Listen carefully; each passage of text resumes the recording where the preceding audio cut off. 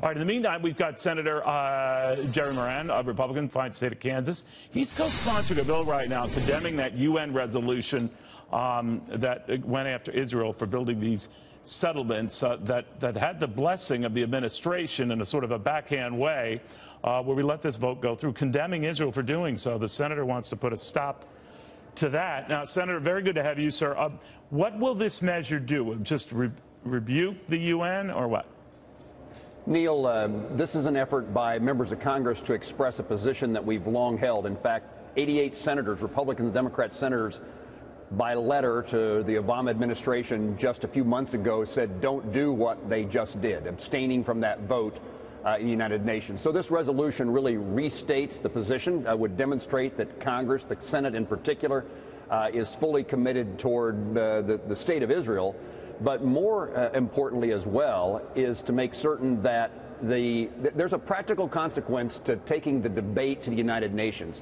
What we desperately need is for Israel and the Palestinians to sit down and negotiate an agreement between those two entities, the country of Israel and the Palestinian state.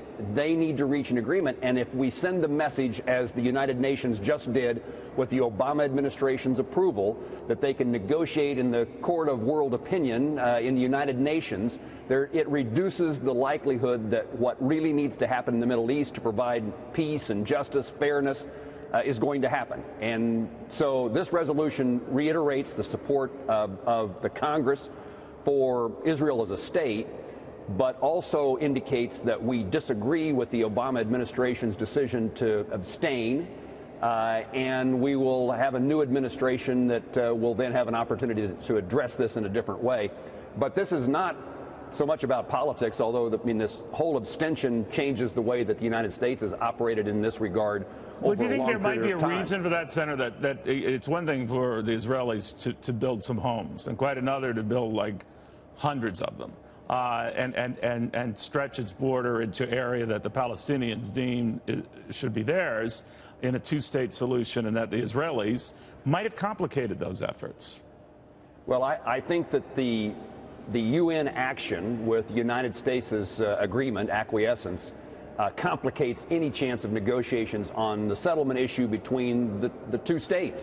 The so-called two-state issue likelihood is reduced. I also would say that at the end of this Obama administration, with all the myriad of things going wrong in the world and the security of our country at risk, why would they take this opportunity to wander into this briar patch that has these, in my view, very damaging consequences to the state of peace and affairs in the Middle East? Senator, thanks for taking the time. We appreciate it.